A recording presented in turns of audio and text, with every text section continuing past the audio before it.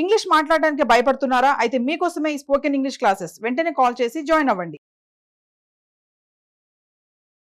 Hello, నమస్తే, welcome to Suman TV. ప్రస్తుతం అయితే ఖమ్మంలో ఒక ఘటన చోటు చేసుకుంది. ఇది మనం ఎప్పుడు కూడా అందరూ ఈ లవ్ అఫేర్స్ చూసుకుని, లేదంటే లివ్ ఇన్ రిలేషన్షిప్స్ అని చెప్పేసి ఒకరినొకరు మోసం చేస్తున్నారు అని చెప్పేసి వాళ్ళు ఉరి చేసుకోవడము, లేదంటే సెల్ఫీ వీడియోస్ వాళ్ళు రిలీజ్ చేసి సూసైడ్ చేసుకోవడం జరుగుతుంది. అలాంటి ఒక ఘటన ఇప్పుడు ఖమ్మంలో జరిగింది. అది ఈ డీ డాన్సర్ కావ్య కళ్యాణి గురించి. దాని గురించి మొత్తం స్టోరీ మనకి ఇప్పుడు చెప్పడానికి రామ్ మెట్టు గారు ఉన్నారు. మరిన్ని కొన్ని విషయాలు మనం తెలుసుకుందాం ఇప్పుడు అడిగి. హలో అండి, నమస్తే మేడం. నమస్తే అండి.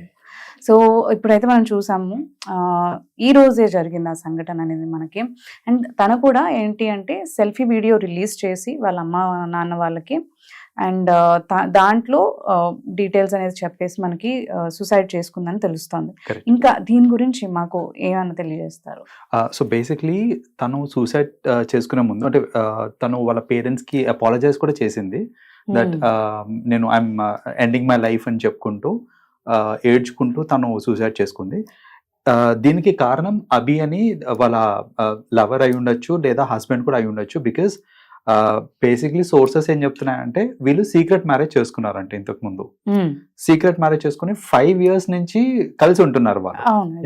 సో 5 years నుంచి కలిసి ఉంటున్నారు. ఇప్పుడు కరెంట్లీ నాకు ఇంకొకరితోని నేను లవ్ లో పడ్డాను, నాకు వేరే వాళ్ళు ఇష్టము, so you move out of the house అనేసి అన్నాడంట అతను.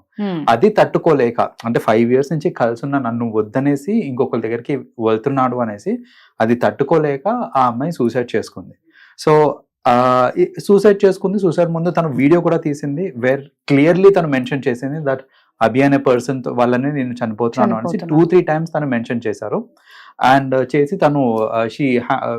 తను ఊరేసుకున్నారు. బేసిక్లీ వాళ్ళ ఇంట్లో ఊరేసుకున్నారు.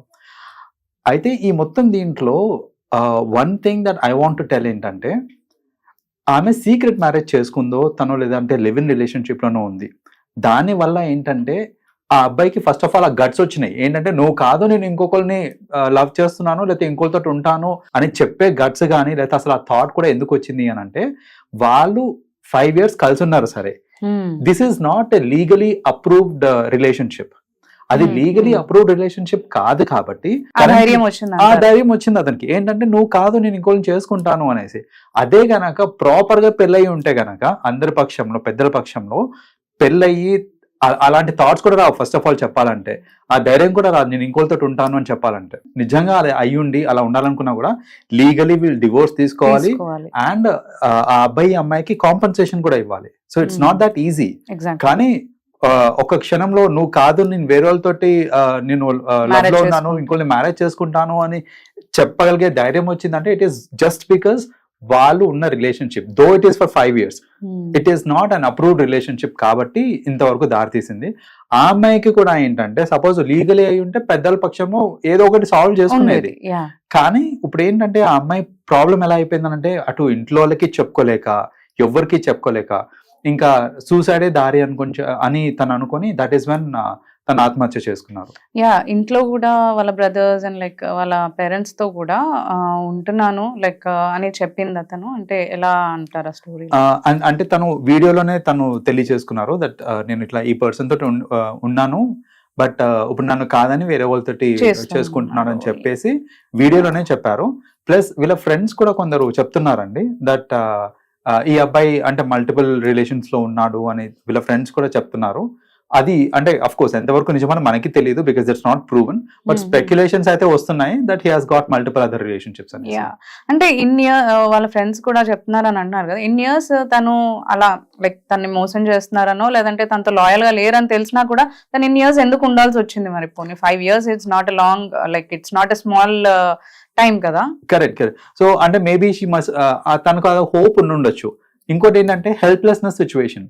సపోజ్ ఒక 2 years 3 years ఒక పర్సన్ తోటి ఉన్న తర్వాత అతను వదిలేసి నేను ఇంకొకరితోటి ఉండాలి అని అంటే మేబీ కొందరు మెంటలీ ఏంటంటే they not be ready for it mentally. So నాకు ఇంకొక దారి లేదు, నాకు నువ్వే దిక్కు అనే ఆ స్టేట్ లోకి వెళ్ళిపోయి ఉండొచ్చేమో తను. కాబట్టి ఏంటంటే తెలిసినా, అంటే ఇప్పుడు ఆ అమ్మాయికి తెలుసో తెలియదు మనకి, బేసిక్లీ ఇప్పుడు వాళ్ళ ఫ్రెండ్స్ చెప్తున్నారు. సో ఆ అమ్మాయికి తెలిసినా తెలియకపోయినా ఆ స్టేట్ ఆఫ్ హెల్ప్లెస్నెస్ లో ఉంది కాబట్టి maybe she did not come out of this particular relationship. Yeah, and నన్ను ఏజ్ కూడా తను ఓన్లీ జస్ట్ 24 years అని అంటున్నారు. అండ్ ఈ సంఘటన జరిగింది కూడా రూరల్ ఏరియాలో, సమ్ పోనకల్లు, ఆ అబ్బాయి కూడా పోనకల్లు అనే ఊరికి చెందిన ఆయన, అండ్ ఖమ్మంలో she also into some rural area నుంచి జరిగింది ఈ సంఘటన అనేది. అంటే ఇవన్నీ అంటే వాళ్ళు అక్కడ ఎంకరేజ్ చేయకపోవచ్చు లివ్ ఇన్ అనేది కానీ, లేదు అంటే, అండ్ థాట్ ప్రాసెస్ కూడా అలా ఉండదు. అంటే ఏమైనా జరిగినా ఏమైనా ఉన్నా అందరు వస్తారనే ఉంటుంది. ఇప్పుడు మీరు అన్నట్టు రిలేషన్షిప్ వల్ల, అంటే ఇలాంటి రిలేషన్షిప్ వల్లే ఇలాంటి సంఘటన అనేది జరిగిందని అంటారు. ఖచ్చితంగా. ఎందుకంటే ఇప్పుడు చూడండి, సిటీస్ లో జనరల్ గా ఏంటంటే ఎంతో కొంత ఓపెన్ మైండెడ్ ఉంటారు సిటీస్ లో. సో సపోజ్ ఇఫ్ నేను ఒక రిలేషన్ లో ఉన్నాను, ఆ రిలేషన్ నుంచి నేను బయటికి రావాలి అంటే పెద్ద టైం పట్టదు నాకు, బికాస్ నా థాట్ ప్రాసెస్ కానివ్వండి, నా యాటిట్యూడ్ ఎంతో కొంత ఓపెన్ ఉంటుంది. బట్ మీరు అన్నట్టు because they belong to rural backgrounds, అక్కడ ఏంటంటే అరే నలుగురికి ఆల్రెడీ తెలుసు నేను ఇదంతో ఉంటున్నాను, అయితే వీళ్ళతో ఉంటున్నాను అనేసి ఆల్రెడీ ఎంతో కొంతమంది తెలుసు కాబట్టి, ఇప్పుడు నేను ఇతన్ని వదిలేసి ఇంకొకరితో ఉన్నా, లేదా అతను నన్ను వదిలేసి వేరే వాళ్ళతో ఉన్నా, అది నాకు నామోషి అనే ఒక థాట్ ఎక్కువ వచ్చేస్తుంది. స్పెషలీ ఫ్రమ్ రూరల్ బ్యాక్గ్రౌండ్స్ నుంచి ఉన్నప్పుడు వాళ్ళు ఏంటంటే జనాలు ఏమనుకుంటారు అనే దాని మీద ఎక్కువ ఫోకస్ ఉంటుంది వాళ్ళకి. దట్ ఈస్ ద రీజన్ ఏంటంటే ఇలా ఇతను నేను ఇంకోతో ఉంటాను అనగానే అది తను తట్టుకోలేక సూసైడ్ చేసుకున్నారు. యా, అండ్ వీళ్ళ సైడ్ వాళ్ళు, అంటే అభి సైడ్ వాళ్ళు కొంతమంది మాట్లాడడంలో, అంటే విత్ వాయిస్ కాల్స్ లో మాట్లాడి ఏం చెప్తున్నారు అని అంటే, షీఈస్ బిఫోర్ మ్యారీడ్ యాక్చువల్లీ. ఆ అబ్బాయి వదిలేసి వెళ్ళారు. సో ఆయన అది తెలిసి కూడా తన దగ్గర తీసుకున్నాడు, ఇతను ఎందుకు అలా హెరాస్ చేస్తారో అని అంటున్నారు. ఏది నిజమని నమ్మచ్చు అసలు? ఇప్పుడు వాళ్ళు బేసిక్ గా అబ్బాయి సైడ్ వాళ్ళు వాళ్ళ రెస్క్యూ కోసం వాళ్ళు ఏదో ఒకటి చెప్పుకుంటారు, వాళ్ళ సైడ్ కి తగ్గట్టు వాళ్ళు చెప్పుకుంటారు. అమ్మాయి సైడ్ వాళ్ళు కూడా ఏంటంటే, అంటే రియాలిటీ ఏంటి అనేది జనరల్ గా వాళ్ళిద్దరి మధ్యలో ఏం జరిగిందని వాళ్ళకి తెలుసు. కానీ ఇప్పుడు ఏంటంటే ఈ అబ్బాయిని రక్షించడానికి వాళ్ళ సైడ్ బంధువులు కానివ్వండి, ఎవరన్నా సరే they may come up with own ఇది. ఇప్పుడు చూడండి, ఇందాక వచ్చింది ఒక చిన్న పాయింట్ ఏమన్నానంటే, ఈ అబ్బాయికి మల్టిపుల్ రిలేషన్స్ కూడా ఉన్నాయి అనేసి ఒక చిన్న టాక్ వచ్చింది. ఇప్పుడు అది నిజమా కాదా వి నెవర్ నో. కాకపోతే ఈ అమ్మాయి సైడ్ వాళ్ళు మేబీ ఇంకా కొంచెం ఈ కేస్ ని స్ట్రాంగ్ చేయడానికి వాళ్ళు తీసుకొని వచ్చి ఉండొచ్చు, బికాస్ అయితే ఫ్యాక్ట్స్ ఆర్ నాట్ ప్రూవెన్ కాబట్టి చెప్తున్నాను. అలాగే ఏంటంటే ఇప్పుడు అబ్బాయి సైడ్ వాళ్ళు కూడా ఏమైనా చెప్పారు అని అంటే అది బ్లైండ్ గా మనం బిలీవ్ చేయడానికి లేదు. అది మేబీ జస్ట్ జస్టిఫై హిమ్సెల్ఫ్ వాళ్ళు తీసుకొచ్చిన స్పెక్యులేషన్స్ అయి ఉండొచ్చు. నిజాలు ఏంటనేది ఎలా తెలియచ్చు అంటారు? అంటే వీళ్ళేమో వీళ్ళ కాన్సెప్ట్ లో వీళ్ళు చెప్తున్నారని అనుకోవచ్చు, లేదంటే ఈ అబ్బాయిని సపోర్ట్ చేస్తున్నట్టు మీరు అంటున్నారు, ఈ అబ్బాయి సైడ్ వాళ్ళు ఎలాగో ఆబ్వియస్లీ వీళ్ళని సపోర్ట్ చేస్తారని.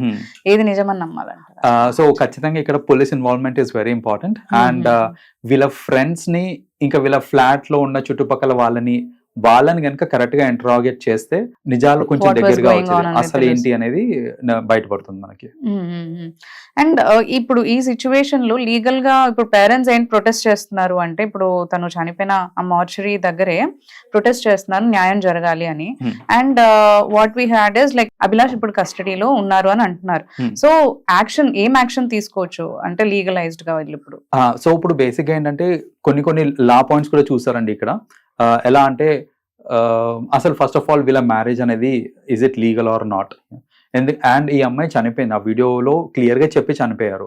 సో ఇప్పుడు వాళ్ళు డీటెయిల్ గా చేయాల్సిన అనాలిసిస్ ఏంటిది అని అంటే, అసలు ఈ 5 years నుంచి వాళ్ళు నిజంగానే కలిసి ఉన్నారా లేదా, ఎందుకంటే ఆమె చెప్పారు, లైక్ ఆ వీడియోలో తను చెప్పారు. So how far is it true and what are the facts అనేది ఇప్పుడు ఎలాగో అతను కస్టడీలో ఉన్నాడు కాబట్టి ప్రాపర్ ఇంట్రాగేషన్ లో కనుక ఒకవేళ పోలీస్ తీసుకొని వెళ్తే ఖచ్చితంగా నిజాలు బయటకు వస్తాయండి. యా, ఇప్పుడు అవన్నీ వచ్చిన తర్వాత లీగల్ గా వెళ్ళాలి అంటే, ఇప్పుడు రిలేషన్షిప్, ఇప్పుడు మ్యారేజ్ అయితే ఒకలా ఉంటుంది అండ్ దేర్ లివింగ్ టుగెదర్ లో ఉన్నారు కదా, సో లీగలైజ్ గా ఎలా యాక్షన్స్ తీసుకుంటారు? రెండింటికి సపరేట్ గా ఉంటాయండి. ఇఫ్ ఇట్ ఈస్ ఒక వ్యాలిడ్ రిలేషన్షిప్ అయితే కనుక దాని మీద వాళ్ళు పెట్టే కేసులు, వాళ్ళు పెట్టే సెక్షన్స్ అనే డిఫరెంట్ గా ఉంటాయి. అది ఒకవేళ if it is not valid then still శిక్ష పడుతుంది, బట్ కేసెస్ అవి మారుతూ ఉంటాయి అంతే. ఇప్పుడు ఈయన రీజన్ అని చెప్పేసి, అంటే తిన కారణంగానే చనిపోతున్నాను అని తను మంచిగా మెన్షన్ చేసింది వీడియోలో. సో క్లియర్ గా తెలుస్తోంది కాబట్టి ఇప్పుడు కస్టడీలో తీసుకోవడం అండ్ ఇంటరాగేట్ చేయడము అని అంటే, ఇప్పుడు తిన పాయింట్స్ ఏంటి అనేది బయటకైతే రావు కదా, అంటే ఈయన వర్షన్ చెప్పేదే వస్తుంది. సో ఎక్కడి నుంచి తెలుసుకోవచ్చు అంటారా వాట్ దే ఇద్దరి మధ్యలో ఏం జరిగింది అనేది? Correct. So as I said, close friends ని ఇంకా రిలేటివ్స్ ని కనుక వాళ్ళు ఖచ్చితంగా ఇంటరాగేట్ చేసి ఎందుకంటే ఓన్లీ ఈ అబ్బాయిని ఇంట్రాగేట్ చేస్తే ఖచ్చితంగా వన్ సైడెడ్ వర్షన్ వస్తుంది. సో అలా కాకుండా ఈ అబ్బాయిని ఇంట్రాగేట్ చేసి వాళ్ళ ఫ్రెండ్స్ ని ఇంకా క్లోజ్ అసోసియేట్స్ ఎవరైతే ఉన్నారో వాళ్ళని ఇంట్రాగేట్ చేశారంటే నిజాలు బయటకు వస్తాయి. అండ్ ఒకవేళ ఈ అబ్బాయి నిజంగా తప్పు చేశాడు అని ప్రూవ్ అయిందంటే మాత్రం ఖచ్చితంగా కఠినంగా శిక్షించాలండి. బికాజ్ ఇలాంటి వాళ్ళ వల్ల అనవసరంగా అమాయకులు ప్రాణాలు పోగొట్టుకుంటున్నారు. అండ్ అది చాలా బాధాకరం. అలా కాకుండా ఒకవేళ మన సిస్టమ్ కూడా గట్టిగా ఇలాంటి వాళ్ళని శిక్షించింది అని అంటే ఫ్యూచర్ లో ఇలాంటి ఇన్సిడెంట్స్ అని అవ్వకుండా ఉంటాయి. And her age is also చాలా చిన్నది. ఇంత చిన్న ఏజ్ లోనే అంత mental trauma she went through. అంటే ఆ స్టేజ్ కి వచ్చింది అంటే హౌ లాంగ్ షీ అంత ట్రామా ఏదైతే ఫేస్ చేసి ఉంటేనే ఆ స్టేజ్ కి తను వచ్చి ఉంటుంది యాక్చువల్లీ. కరెక్ట్. సో వీళ్ళ మధ్యలో నాకు తెలిసి టాక్స్ కూడా అయి ఉండొచ్చు, నెగోషియేషన్స్ కూడా అయి ఉండొచ్చు. బట్ స్టిల్ అతను ఒప్పుకోలేదేమో. దట్ ఈస్ ద రీజన్ తను వాళ్ళ ఫ్రెండ్స్ తో కూడా ఇలా నేను 2 years నుంచి తను షేర్ చేస్తూ వస్తున్నాను వింటున్నాం. Actually he is having relationship with another woman అని. సో దాని విషయం పైనే నేను బాధపడుతున్నాను, మా ఇద్దరి మధ్యలో గొడవలు అవుతున్నాయి 2 years గా అని చెప్పి వాళ్ళ ఫ్రెండ్స్ తో కూడా షేర్ చేస్తుందని అంటున్నారు. కరెక్ట్. బేసిక్ గా ఇలాంటి విషయాలు ఇప్పుడు చూడండి, అదే కనుక లీగల్ గా మ్యారేజ్ అయ్యి ఉంటే కనుక ఖచ్చితంగా పెద్దవాళ్ళ ఇన్వాల్వ్మెంట్ ఉండేది. ఇప్పుడు పెద్దవాళ్ళ ఇన్వాల్వ్మెంట్ ఉండుంటే కనుక ఇంతవరకు వచ్చి ఉండేది కాదు. సో అందుకనే ఇలాంటి అంటే ఈవెన్ లేట్ అయినా పర్వాలేదు, వాళ్ళ ఇంట్లో చెప్పు ఉండాల్సింది. ఆ అమ్మాయి చెప్పి 2 years బ్యాకే చెప్పి ఎలా బాధపడుతున్నాను అని చెప్పుంటే కనుక మేబీ వాళ్ళు కూడా దానికి తగ్గట్టు ఏదన్నా యాక్షన్స్ తీసుకునే వాళ్ళు. And it would have been a total different story altogether. ట్రామాకి క్షణికావేశం వల్ల వీళ్ళంతా ఆలోచించకుండా ఇలా థాట్ అనేదంటే చాలా బాధాకర విషయం అసలు. యాక్చువల్లీ ఇంత చిన్న ఏజ్ కి లైక్ చాలా మంది లైఫ్ లీడ్ చేస్తున్న ఎన్నో డౌన్స్ అండ్ అప్స్ చూస్తూ వెళ్తూ ఉంటారు యాక్చువల్లీ. బట్ ఈ ఏజ్ లోనే వాళ్ళు తట్టుకోలేకపోతున్నారు అని అంటే how stress they are facing, like lot of stress అండి. ఎందుకంటే ఇది పేరెంట్స్ కూడా యాక్చువల్ గా చెప్పాలంటే రెగ్యులర్ గా పిల్లలతోనే మాట్లాడుతూ ఉండి నీకేమన్నా స్ట్రెస్ ఉందా లేకపోతే ఏంటి ప్రాబ్లం అనేది ఫస్ట్ ఆఫ్ ఆల్ ఆ గ్యాప్ లేకుండా వాళ్ళు ఉండుంటే గనక అట్లీస్ట్ తను చెప్పుకునేదేమో. కానీ ఈ కేసులో చూసుకుంటే మేబీ ఆ కమ్యూనికేషన్ గ్యాప్ కూడా ఉండుండొచ్చు. వాళ్ళ పేరెంట్స్ కి కూడా సరిగ్గా చెప్పుండకపోవచ్చు ఆ అమ్మాయి తన ప్రాబ్లమ్స్ ఏంటి అనేసి. ఇదే ఇందాక చెప్పినట్టే 2 years బ్యాకే కమ్యూనికేట్ చేసి ఉంటే సో అప్పుడు వాళ్ళ పేరెంట్స్ కూడా దానికి తగ్గట్టు అంటే ఆ లీనియన్స్ వాళ్ళు ఇచ్చుంటే కనుక that you can communicate your problems with me అనే లీనియన్స్ కానీ ఆ కమ్యూనికేషన్ బ్యారియర్ లేకుండా ఉండుంటే కనుక it would have been totally good. Okay, thank you అండి. Thank you Ram garu. Thank you.